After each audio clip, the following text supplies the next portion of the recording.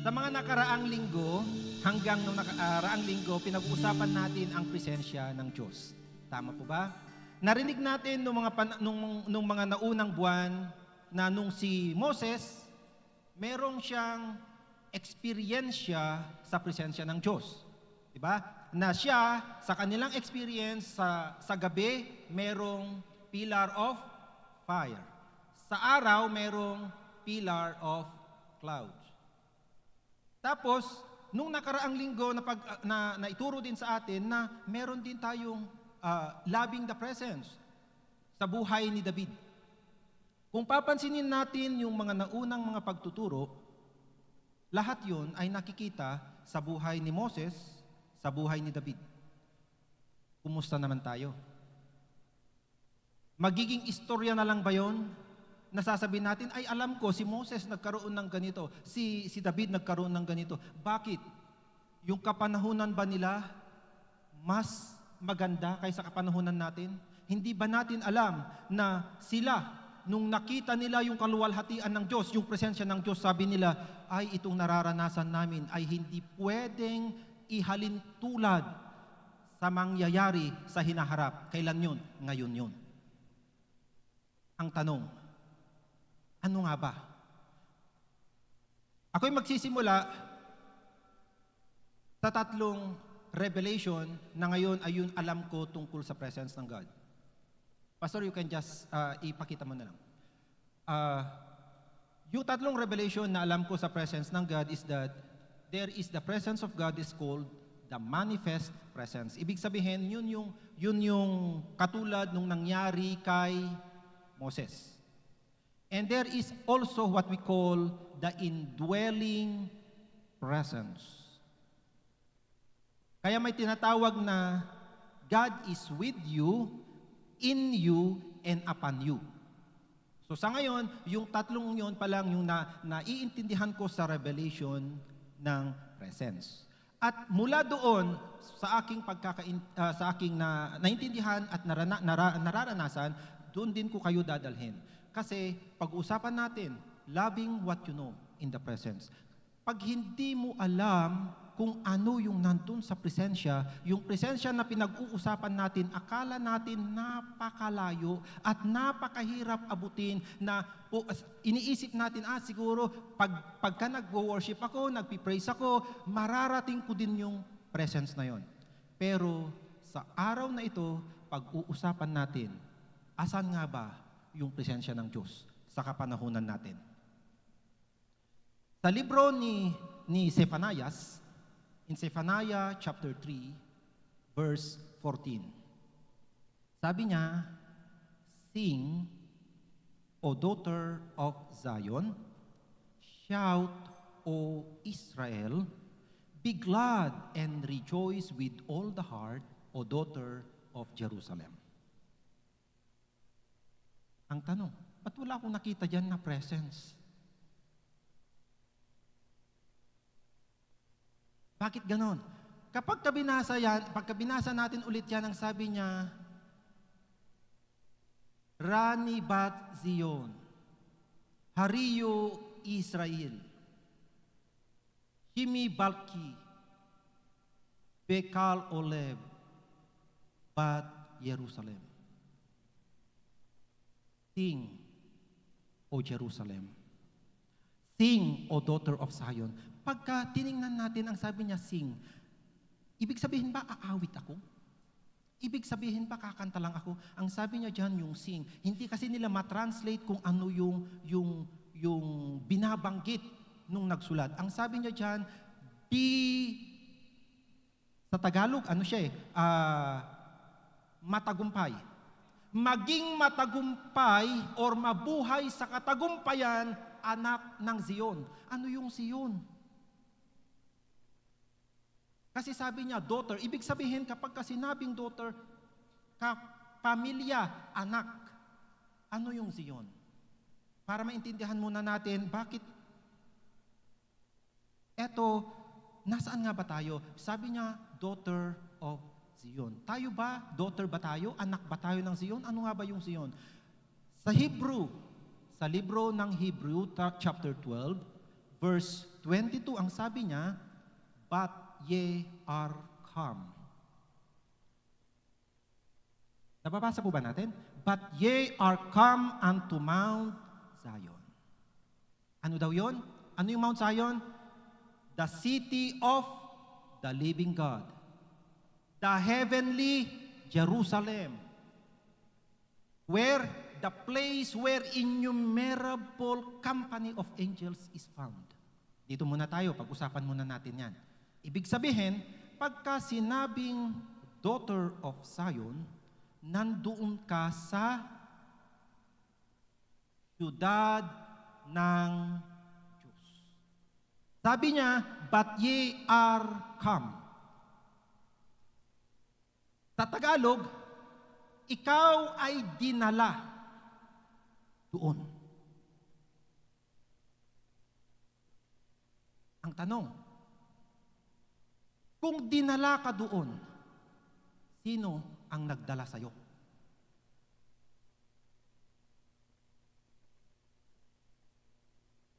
Sino ang nagdala sa'yo sa syudad ng Diyos? Kapag kasinabing syudad ng Diyos, kasi city of the living God yan. Pag binabanggit yung Zion, is the dwelling place of the divine. Kapag kasinabing dwelling place, lahat ng klase ng kanyang presensya na doon. Naintindihan po ba natin? Pero hindi niya sinabing, magpakahirap ka para makapunta ka doon. Ang sabi niya, but ye are come. Anong ibig sabihin nun? Your present reality, nandoon ka sa Zion. Kapag ka sinabing present reality, yun yung katotohanan ng buhay mo sa ngayon. Tanong, kung yun yung katotohanan ng buhay ko, ano ba ang meron sa Zion? Kung totoo na ako'y nasa Zion, ano ba ang totoong nandoon sa Zion? Kapag kasinabing city of the living God, ano ba ang lugar ng Diyos na kapag ka nandoon ako at hindi ko nakikita na yung kinalalagyan ko ay hindi na aayon sa syudad ng Diyos?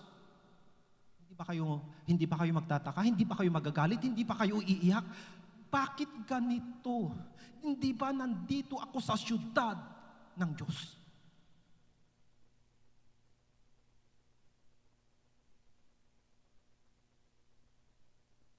Kaya kapag ka may dumarating, halimbawa, tignan nyo yung kalagayan nyo ngayon. You can close your eyes and let's see. Ano ba yung kalagayan nyo ngayon? Kapag ka may kumakatok sa'yo na gusto kanyang i-down, is that the reality of Zion? Is that the reality of the city of God? Kung nasaan yung Diyos, nasaan yung hari, the heavenly Jerusalem, nandoon na lahat ng angels. Ibig sabihin, sabi niya, innumerable. Ibig sabihin, hindi mo kayang bilangin ang angheles na nandoon. Pero nandoon ka. Na yung isang angel doon, kaya niyang tumayo sa pagitan ng tubig at lupa. Yung isang angel doon, kaya niyang iwasiwas ang kanyang espada at isang buong syudad mawawasak. May angel doon na isang kumpas lang niya ng kamay, yung araw mawawalan ng liwanag. May angel doon na isang kumpas lang din ng kanyang kamay, lahat ng stars pwedeng malaglag. If that is the location where we are, kung yun ang katotohanan, kasi sabi niya, but we are come. Kaya sabi niya, sing, O daughter of Zion. Magalak ka, magliwanag ka, maging matagumpay ka, anak ng Zion. Ay, hallelujah. Kaya kung kumakatok yung sama ng pakiramdam, you said, in my place, sa lugar kung nasaan ako, walang karamdaman na pwedeng bumalot sa akin. This is my reality. Hindi natin sasabihin kasi sa Old Testament, ganito manalangin. O dakilang Diyos, pagalingin mo ako. But in the New Testament, di ba sabi niya, doon sa New Testament, ganito siya. Sa Old Testament pala, when you see the mountain, you said, Lord God, remove the mountain. But in the New Testament, Jesus said, say to this mountain. Anong pagkakaiba? You will not say, Father, tulungan mo ako, tanggalin mo yung dito. Anong sabi niya? Say to this mountain. Why? Because you are in Mount Zion. Anak ka ng Zion. Ang kinalalagyan mo, Zion. Kung nasaan ang Diyos, nandoon ka. Oh, hallelujah.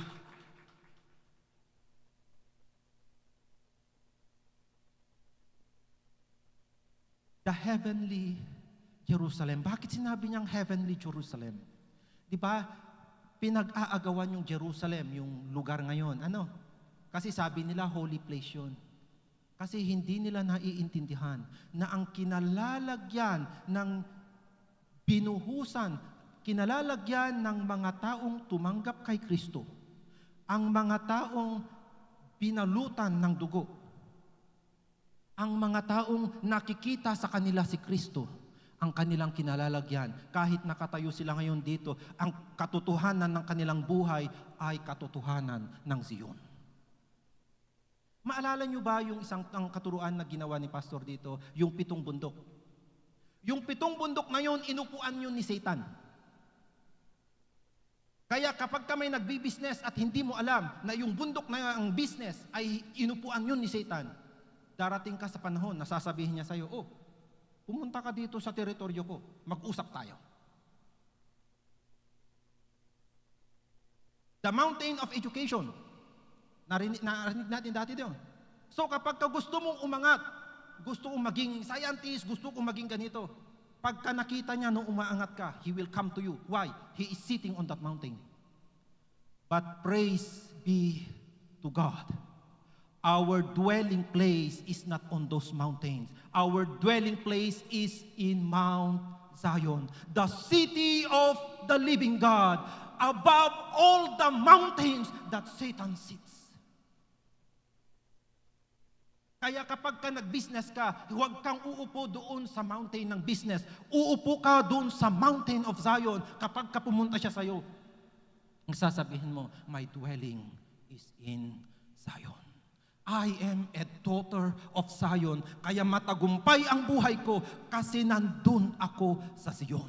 Anak ako ng Zion. Kaya pagka umupo ka din dito sa church, hindi ka umupo na galing sa Abernawasa, galing sa North Fairview, galing sa Kilyawan, Don Fabian, galing sa Rizal. No, nakaupo ka dito, galing Zion. Oh, praise God! Hallelujah! Hallelujah! Hallelujah! Ngayon, yung kasunod, Pastor, diba, sabi niya, to the General Assembly. Ibig sabihin, dahil nasa Zion ka, nandoon ka sa assembly of the Church of the Firstborn. Ipaliwanag ko lang konti ito. The Church of the Firstborn, hindi po yung katulad sa atin, my Acts Community Ministries Church, hindi po ganun.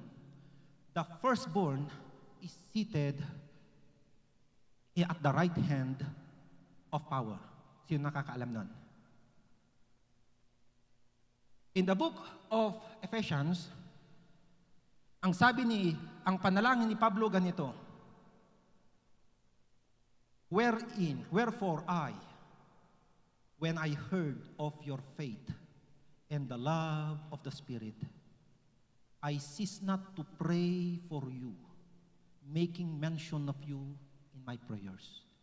that the God of our Lord Jesus Christ, the Father of glory, may give unto you the spirit of wisdom and revelation in the knowledge of Him. Ibig sabihin, hindi mabubuksan ang iyong paningin at hindi mo makikita hanggat wala kang knowledge of the Christ. And then He said that the eyes of your understanding, because you have that knowledge of the Christ, and God opened your eyes and your ears because of that knowledge. Ang sabi niya, that the eyes of your understanding being enlightened, that you may know what is the hope of His calling, and what the riches of the glory of His inheritance in the saints, and what the riches, the exceeding greatness of the power which He wrought in Christ when He raised Him from the dead.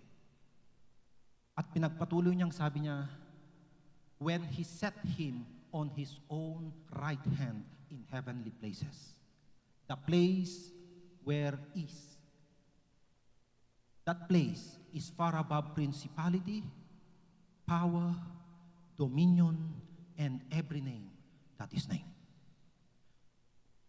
Hindi yun sa klaw ng katuruan natin ngayon. Pero kapag may panahon tayo, pag-aaralan natin yun. Kasi may mga binanggit siya na dapat alam natin na kung gusto nating mag-dwell in Zion, it's because of that power of knowledge. That power of the understanding, pag naintindihan natin kung ano ba tayo, sino tayo. Kaya sinabi niya, Church of the Firstborn. The Church of the Firstborn, dahil si Kristo nakaupo dun sa tabi ng Diyos.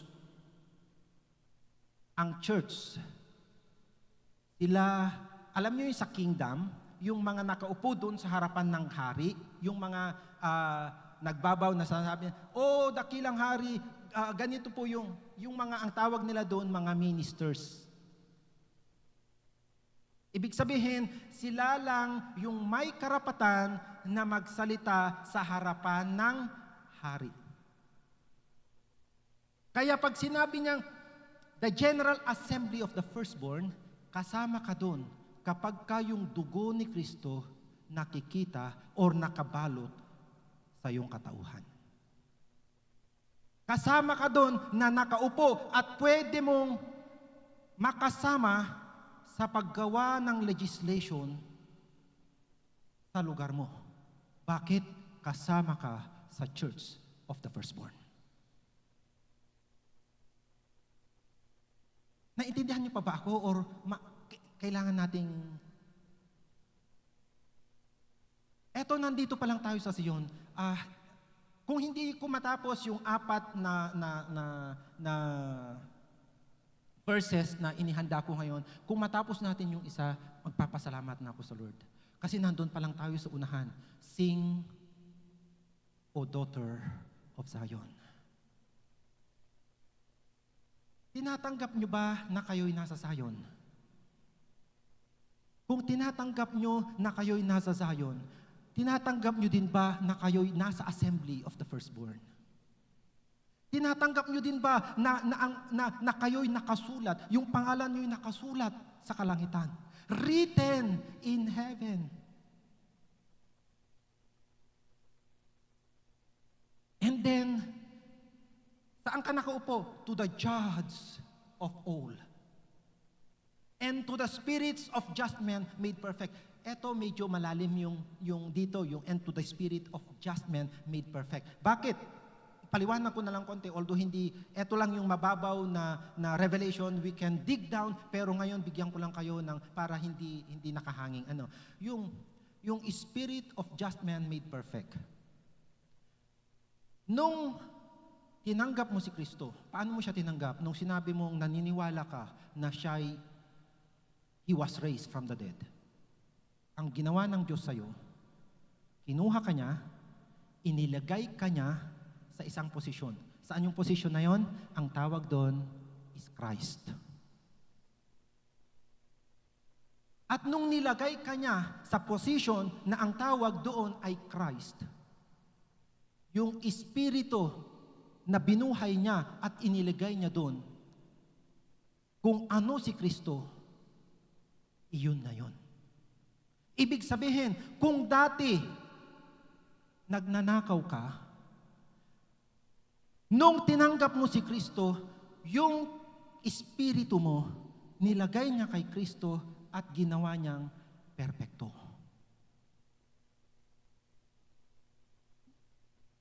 Lord God, ako lang man nakaintindi nun.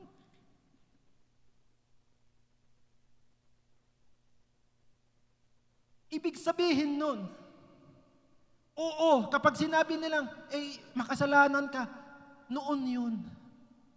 Pero ngayon, ginawa na akong perpekto ng Diyos. Kaya kung ako'y magpupuri dahil ginawa niya akong perpekto. Pero bakit nagkakasakit ka pa? Dahil hindi ko pa alam noon. Pero ngayon, alam ko na ako'y perpekto at dahil ako'y nasa Zion, hindi po pwedeng galawin ako ng kahit na sino na walang pahintulot ng aking Diyos, the Judge of all.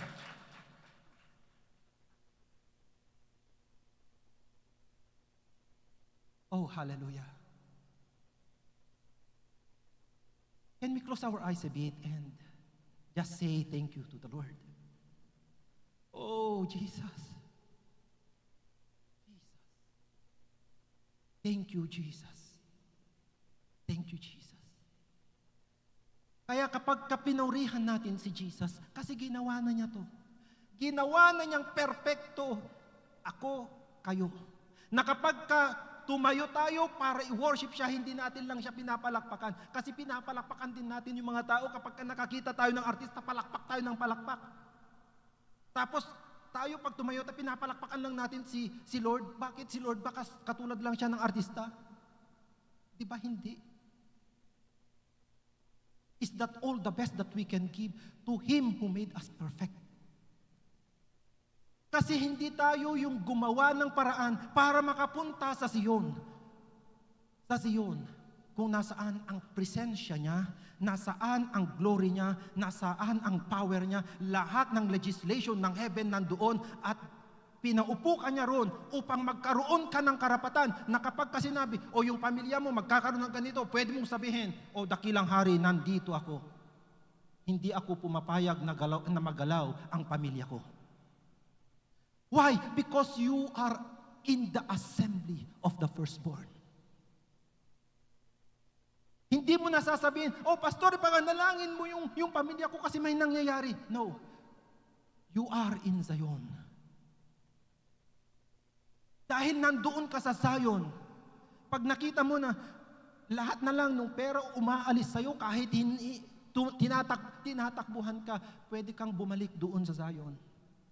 Because in Zion, the city of the living God, ang gold doon is the flooring. Ang gold doon, yun yung ginagamit nilang pansemento sa kalsada. Yung mga gate doon, mga perlas, lahat name the precious stones. But that is our dwelling. Kung hindi pa natin yun ma-absorb, let it sink a bit. Now, to the next verse. Ito mabigat din to. And to Jesus, the mediator of the new covenant, and to the sprinkling, unto the blood of his sprinkling, that speaketh better things than that of Abel. Paliwanag ko konti sa mababaw lang na revelation ulit, para hindi lang kayo nakahang. Jesus, the mediator of the new covenant. Bakit kailangan ng mediator? Ibig sabihin, ano ba yung mediator? Siya yung taga-pamagitan. Bakit? Dahil tayo, sa sobrang tagal na natin gumagawa ng kasalanan, kahit nandun ka na nakaupo, the accuser will come and said, nung nakaraan lang to ginawa niyang ganito yan kilala ko yan So, ikaw naman, dahil alam mo nga na ginawa mo yung bagay na yon, sasabihin mo, ay oo nga, hindi nga ako karapat-dapat, Lord. And then the mediator will come. I have watched this. Nilinis ko na ito. And the blood will say, yes, I am in that man. Kaya lang tayo sinasabi minsan, Lord, patawarin mo ko, it's for our conscience sake. Pero sa harapan ng Diyos, the moment na tinanggap mo si Kristo, ginawa ka niyang perpekto at ginawa ka niyang righteous. Ibig sabihin, matuwid. Ang ibig sabihin ng matuwid, as if hindi ka nagkasala.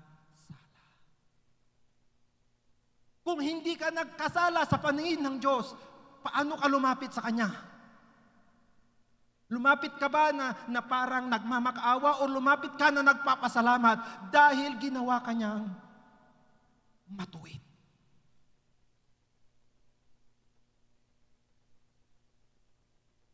At walang nagpasalamat kaya.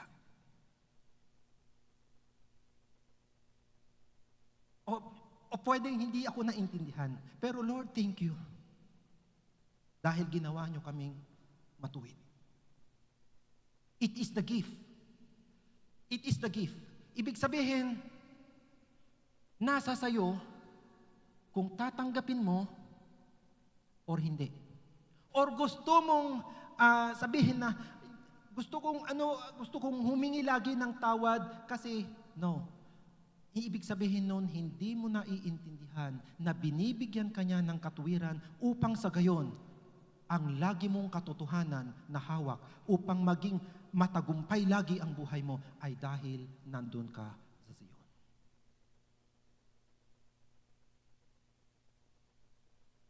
Balikan natin yung Zephaniah chapter 3. King o daughter of Zion. Kaya kapag tayo'y umawit, di ba? Napapansin nyo na tuwing tayo'y magsisimula, umaawit tayo, na akala natin we are bringing the people in the presence of God. Actually, no.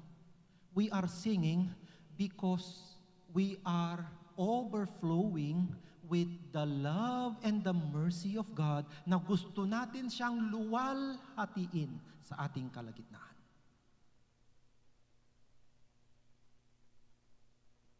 So, tapos na tayo sa Sing, O Daughter of Zion.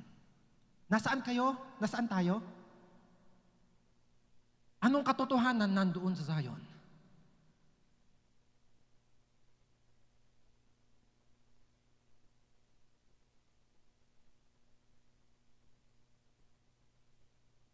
Kaya magkakaroon tayo mamaya ng pagsisiyasat sa ating mga sarili. Kasi kapag meron,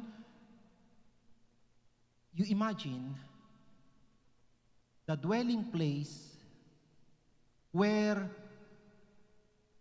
that is your reality, ibig sabihin, yung katotohanan mo na yon is yung presensya mismo ng hari. Na yung haring yon, kung mayroon mang mayaman, walang pupwedeng itumbas sa kanya. Kung merong healthy, walang pwedeng itumbas sa kanya. Kaya ang tawag sa kanya, glorious God. Yung glory, pagka sinabi natin glory is, yung glory, sorry Pastor Arnel, hindi rin po the same yung presence and the glory. The glory is just one of the manifestation of the presence, but it's not the fullness of the presence. It is just one of the manifestation. Ibig sabihin, yun yung isang bagay na nakukuha mo pag nandun ka sa presensya. Ibig sabihin, kapag ka naintindihan mo na that you are in Zion, the glory must come. The power must come. The reality of Zion must come. Anong kailangan? Maintindihan mo lang siya, matanggap mo, maunawaan mo at matanggap mo. Kasi kahit alam mo na kung hindi mo pa natanggap, it just remain a head knowledge. Pero kapag ka natanggap mo na siya, ano na siya? Magkakaroon na yan ng unti-unting experience sa buhay mo. Now, pangalawa, ang sabi niya, shout, O Israel. Hindi ba yan yung mga Israelita? Bakit sabi niya shout? The word shout there is actually to sing in triumph.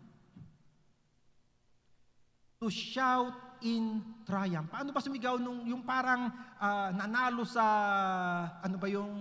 yung nanalo ka sa contest na talagang tuwang-tuwa. Parang gano'n, yung hindi mo ma-contain yung kasiyahan mo na isinisigaw mo talaga. Na parang may natanggap ka na talaga. Ay, talaga naman. 'Di ba? That is the shout na nandun. Now, O Israel, ano nga ba si Israel? Tayo ba, Israelita nga ba kayo? Israelita nga ba ako? In Ephesians chapter 2, verse 11, ang sabi niya, wherefore, remember. Ano yung wherefore? Yung wherefore is just like a summary of proceedings, o ibig sabihin, may mga nangyaring nauna na eto sinasummarize niya ngayon. So, in summary of, parang ganon, remember, that ye being in time past Gentiles in the flesh. Sinong tumatanggap ng katotohanan na yan? Ako tinatanggap ko yan. That before, in time past, sabi niya, in time past, Gentiles in the flesh. Called uncircumcision by that which is called circumcision in the flesh. Next verse. That at that time you were without Christ. Ibig sabihin, nung kapanahunan na yon, kaya kapag may kasi ang bawat bagay na nangyayari sa atin, bago yan magmanifesto sa atin, kumakatok yan sa'yo.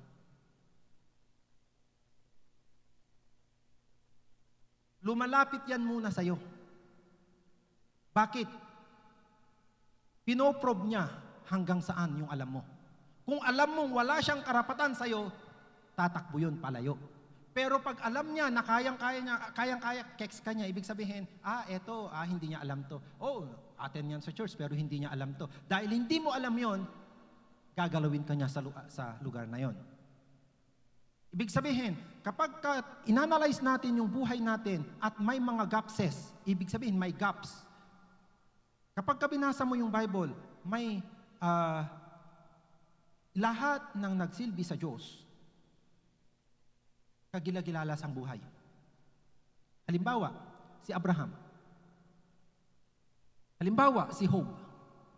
Sinong nakakilala kay Job? The richest man in the East, the Bible says. Si David, the well-known king.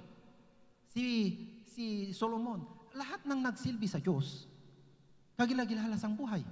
So kapag yung buhay natin hindi pa kagilagilalas, asaan doon yung area na hindi pa nakikita yung kaluwalhatian ng Diyos? Yung area na yon, yun yung area na hindi pa natin alam kung ano yung ibinigay ng Diyos. Kaya kung mapapansin natin dito, sabi niya, noong araw, you were without Christ.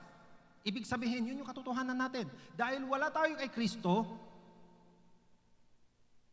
at negative yung pagkakasabi dito. Kaya i-positive natin mamaya para makita natin kung ano yon. Being aliens from the Commonwealth of Israel. Ibig sabihin, doon sa Israel, na ang ibig sabihin nun is possession of God. Yung binanggit doon sa Zephaniah 3:14 na Israel is the possession of God. Ibig sabihin, pag-aari ng Diyos. So, ibig sabihin, sa pag-aari ng Diyos, may tinatawag na Commonwealth. Ibig sabihin, ng Commonwealth is lahat ng kayamanan shared sa lahat ng nandun. So, kung yung hari mayaman, lahat ng nasasakupan ng hari, mayaman. Kung yung hari maraming lupa, lahat ng nasasakupan ng hari, may lupa. Yun siya sabi niyang commonwealth. And then, strangers from the covenants of promise. Ibig sabihin, nung time na yon, kahit nung wala ka pa kay Kristo, nung wala tayo kay Kristo, kahit kinukot mo yung Bible, yung mga verses doon, yung mga promises doon, wala yung silbi. Why? You are not yet in Christ. And then, ang sabi niya, having no hope, ibig sabihin, kahit, kilala ko ang Diyos, pero yun, walang hope. Ibig sabihin, sige, magtrabaho ka lang na magtrabaho, pero pagdating ng araw, lahat ng pinagpaguran mo, may kukuha dyan. Merong nakahanda dyan na kumain. Because still, you are not in Christ. And without God in the world. Ibig sabihin, wala yung Creator sa'yo.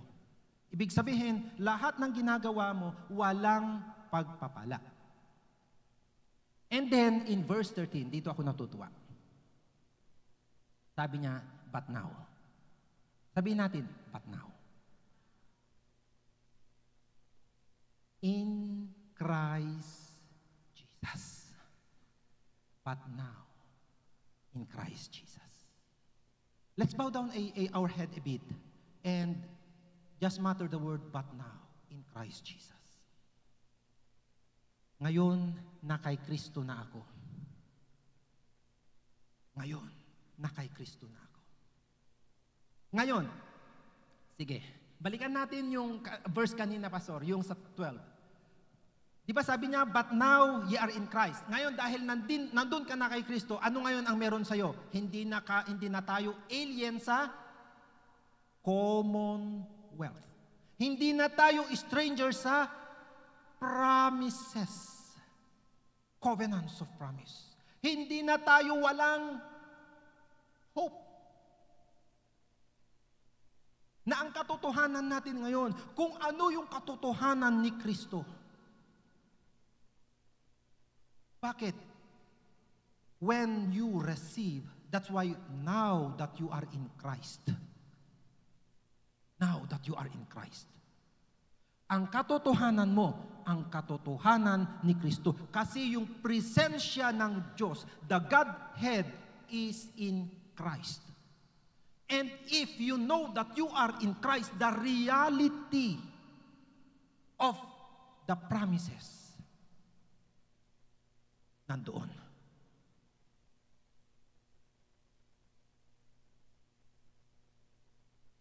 Because now, ano yun? A present reality. Kanina, di ba, ang sabi natin, ang present reality natin, we are in Zion. And now, pangalawang reality natin, that we are in Christ. And because we are in Christ, we are called the Israel of God. Israel, the possession of God. Now, if you are the possession of God, who can touch you? If you are the possession of the Creator, sino ang magte-threaten sa'yo? If you are the possession of the Almighty, who can snatch you from His hand?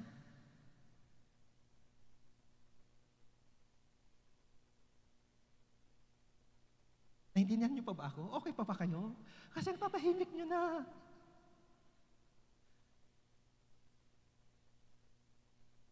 Hallelujah. Hallelujah. Hallelujah. Kaya si Pablo, kung basahin niyo na si Pablo nung sinabi niya na, can anything snatch us from the love of Christ? Di ba sabi niya, none. Kahit anong mangyari, walang makakakuha sa atin sa pagmamahal ng Diyos. Why? Because we are the possession of God. Oh Lord, thank you. I am your possession. Thank you. Thank you, Lord. Thank you, Lord, that I am in Christ. Thank you. Pangatlo, Zephaniah ulit tayo. Pangatlo, sabi niya, be glad and rejoice with all the heart, O daughter of Jerusalem. Tatlo yung katotohanan natin dito. Daughter of Zion, possession of God, daughter of Jerusalem. Ano naman yung daughter of Jerusalem? Hindi ba lugar yan? Now, daughter of Jerusalem, it says. Pero sabi niya, sige, in Ephesians 2:14, sabi niya, for He is our peace. Sino yun? Sino yung He diyan? Christ Jesus. So the Jerusalem, when the Lord God in heaven look, hindi kanya tinitignan as ikaw. Hindi niya tinitignan na ako si Joseph. Ang tinitignan niya, ako si Joseph na nakay Kristo. Kaya kapag nakita niya na ako'y nakay Kristo, sabi niya, you are daughter of Zion, of Jerusalem. Bakit? Because Jesus is our peace. Ang Jerusalem is called the peace of God. So if he says the daughter of the peace of God, the daughter that is in Christ.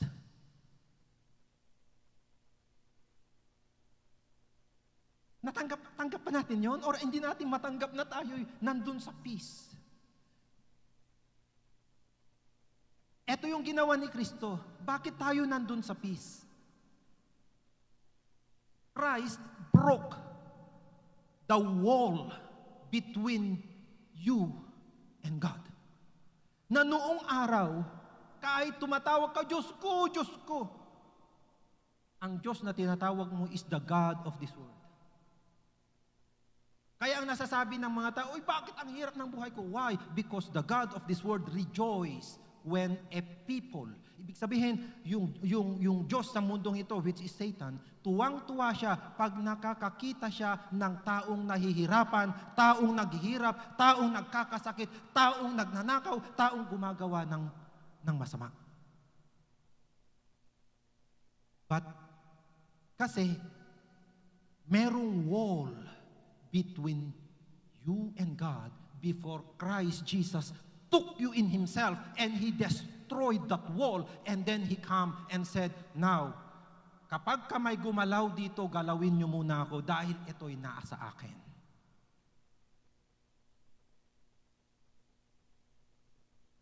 Bakit natatakot na kayong mag-praise? Lord, thank you! Lord, thank you. Lord, thank you.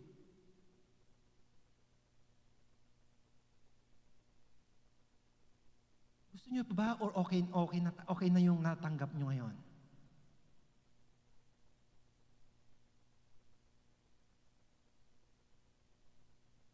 Balikan natin. Ano yung katotohanan na natanggap niyo? You sing because you are in daughter of Zion. You shout in triumph because you are the possession of God. And you rejoice and be glad. You rejoice and be glad, actually dalawang beses yun. Sa Hebrew language yun is parang magalak ka sa kagalakan. Parang yung natutuwa ka na pero mas natutuwa ka pa. Hindi niya mai-express kung ano yung sa English language kasi walang yung kasiyahan, di ba? Kung anong mas mataas sa kasiyahan, parang hindi niya mai-express na. So sinabi niya be glad. So parang magsaya ka sa kasiyahan.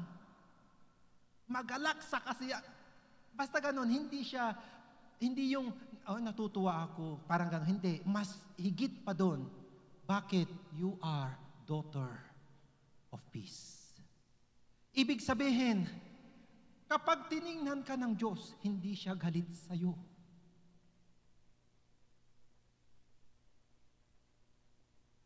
Kapag ka umiyak ka sa Diyos, parang yung ama.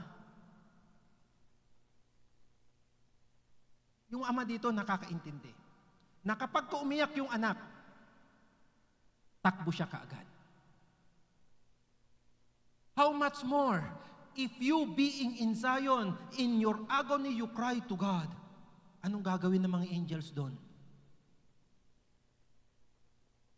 But that is only possible if you first believe. Last verse na po siguro. Zephaniah chapter 3 verse 15. Kung hindi ko matapos to ng buo kasi tapos na yung oras ko, pagka mabigyan ulit ako ng pagkataon, we're going to continue. Now, the Lord hath taken away your judgment. Wala bang praise God? The Lord hath taken away your judgment. Hindi ba yan nakakatawa? Hindi pa ba yan sapat na purihin natin ang Diyos? Because all judgment has been taken away. Bigyan ko kayo ng konting overview ng basic lang to ng spiritual warfare. No? Alam nyo ba na kapag yung halimbawa tatay, yung isang tatay naninigarilyo, yung unang araw niya ng paninigarilyo, ayaw pang tanggapin ng katawan niya yon. Pero kapag inulit niya at inulit niya yon, ang mangyayari nun, papasyalan siya ng tinatawag na power. Yung power na yon, gagawa ng kasulatan at ipapaskil yun sa ulunan ng tao, pero ito hindi nakikita to, no? Doon sa na yung taong yun ay hawak nila at dahil yung taong yun, kasi akala niya naninigarilyo lang siya, pero actually, yung pagninigarilyo niya, ino-offer niya yung sarili niya para doon para lumago yung kingdom ni Satan. So dahil nangyari yon, so may kasulatan ngayon doon sa kanyang ulunan na yung taong yon, in-offer niya yung buhay niya, kaya yung susunod na kahenerasyon, yung anak nun at yung magiging anak nun, ng magiging anak nun, maninigarilyo hanggang magkaroon ng liwanag na magbi-break doon sa nakasulat sa kanilang ulunan. Kaya ang sabi niya, the Lord hath taken away your judgment because that's already the judgment. Kasulatan na yun, kaya minsan napapansin niyo yung mga tao sabi, nagagalit na yung halimbawa, nag-asawa yung nanigarilyo nung bata pa, tapos nagagalit yung misis ngayon na, tanggalin mo ka pa ninigarilyo, pero hindi niya magawa. Bakit? There is a law. A judgment already had been passed sa kanya na eto, hindi yan basta makakalayas sa paninigarilyo at kung ano man yung kanyang ginagawa. But now, what is the judgment written about your life? Ano yung nakasulat na kapag ka tinitingnan mo ngayon, gusto mong makaalis pero hindi ka makaalis? Ang sabi niya, the Lord hath taken away your judgment.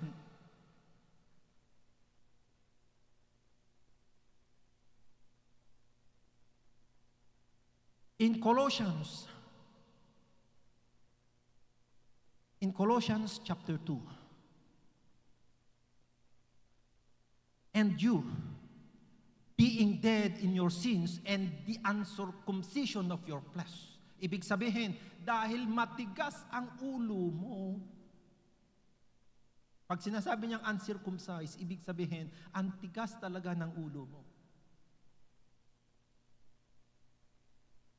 Sabi niya, hath He quickened, pero binuhay ka niya. Ibig sabihin, matigas yung ulo ko noon, pero binuhay ako ng Diyos. Ba't ako hindi magpapasalamat? Binuhay niya ako. Praise God. Binuhay niya ako kasama ni Kristo.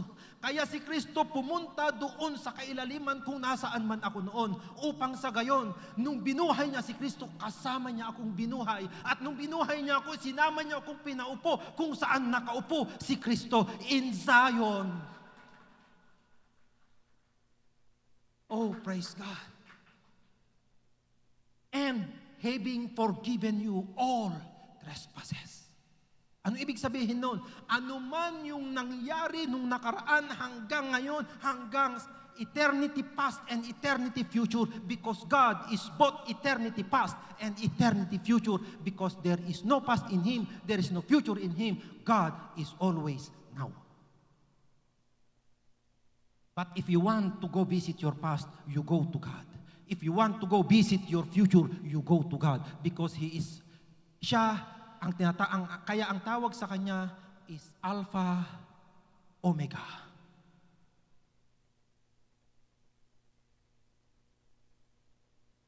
At pinatawad niya lahat, walang natira.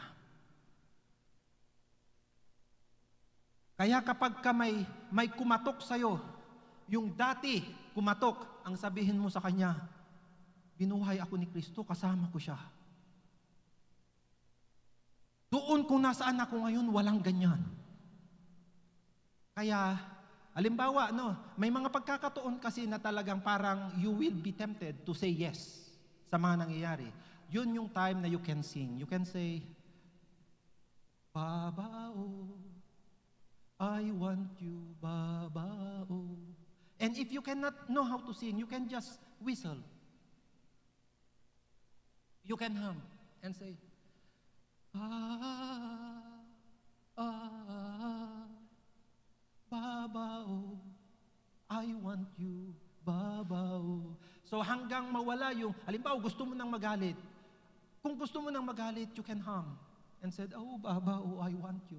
Baba, oh, I want you, Baba, oh. Baba means Father. Father, I want you. So kahit magagalit ka na sana, Lord, Father, I want you. Father, I want you. Father, I want you. Baba, oh, I want you. Baba, oh.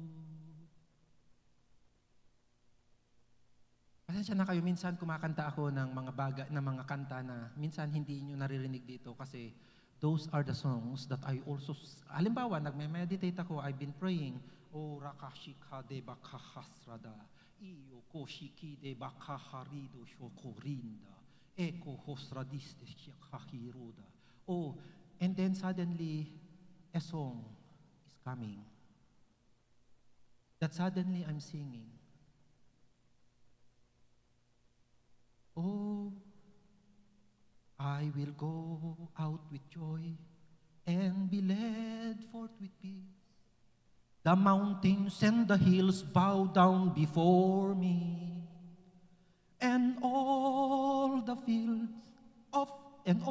trees of the fields shall clap their hands. The Lord guides me where I go. So parang biglaan lang na kumakanta lang ako bigla. Because when I remember, wherefore remember, sabi niya kanina sa binasa natin, wherefore remember. That's why I always remember. Then in verse 14, tapusin na lang po natin ito ha, tapusin lang natin nung ano. In verse 14, sabi niya, blotting out the handwriting of ordinances that was against us. Kaya kung titingnan nyo ngayon, yung family nyo, kung yung tatay nyo noon, namatay siya na ang dami niyang sinasabi na pangarap niya sa inyo, pero hindi yun nagawa. Because there was a handwriting of ordinances against his life. That judgment has been judged. Sabi niya, tinanggal na yun. So dapat pagtayo natin, eto yung I'm talking about the reality that we have in the presence, because the presence is Jesus Christ Himself. Now, blotting out the handwriting of ordinances that was against us, which was contrary to us, and took it out of the way, nailing it on the cross. And in verse 15, eto yung nakakatuwa. And having spoiled. Anong ibig sabihin ng spoiled?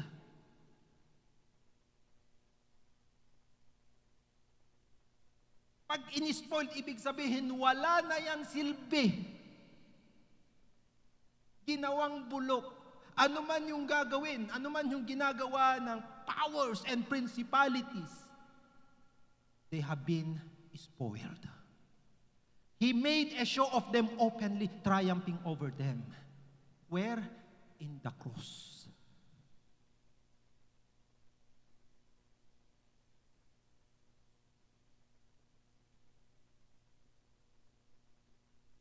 Jesus. Jesus. Naintindihan niyo po ba natin to? Alam niyo ba, etong Colossians 2:15, you can always quote that anytime. Na kapag ka may kumatok, halimbawa sa family nyo, bigyan ko kayo ng isang halimbawa. Just give me 2 to 3 minutes. Doon sa yung principality na tinatawag is ganito siya. For example, meron tayong anak at nilagay natin sa universidad. So, kasi akala natin yung universidad na yon is isang napakagandang universidad. Pero, ang hindi natin nakita na yun yung universidad na yon is actually the embassy of the other kingdom. So, pagpasok ng estudyante doon, halimbawa, yung pumasok doon na isang magandang dalaga, pagpasok niya, mapapansin kaagad siya ng mga gwapong kalalakihan.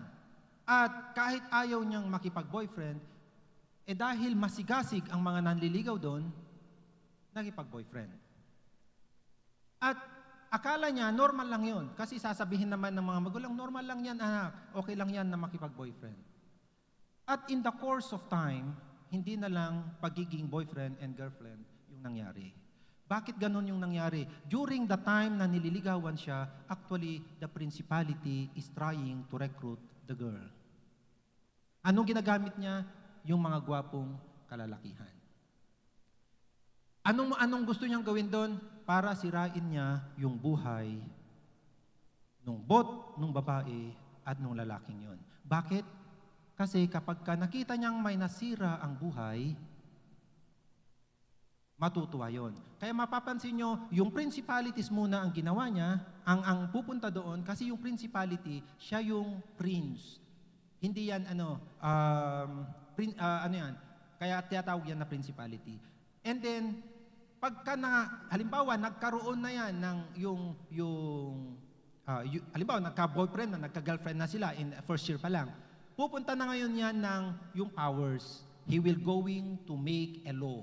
Na kapag napansin nyo yung universidad na yon, pagka may pumasok sa first year pa lang, may boyfriend na kaagad yung mga babae. Or yung mga kalalakihan. So akala natin normal yon, pero actually, there is already a written law, a judgment on that university na walang pumapasok dyan na maganda at mga gwapong lalaki na hindi nagkakaroon ng boyfriend or girlfriend at nasisira yung buhay bago sila graduate. Pero praise be to God. Kung alam natin to, that lahat sila nun, their power has been spoiled. Pero sinong nakakaalam nun?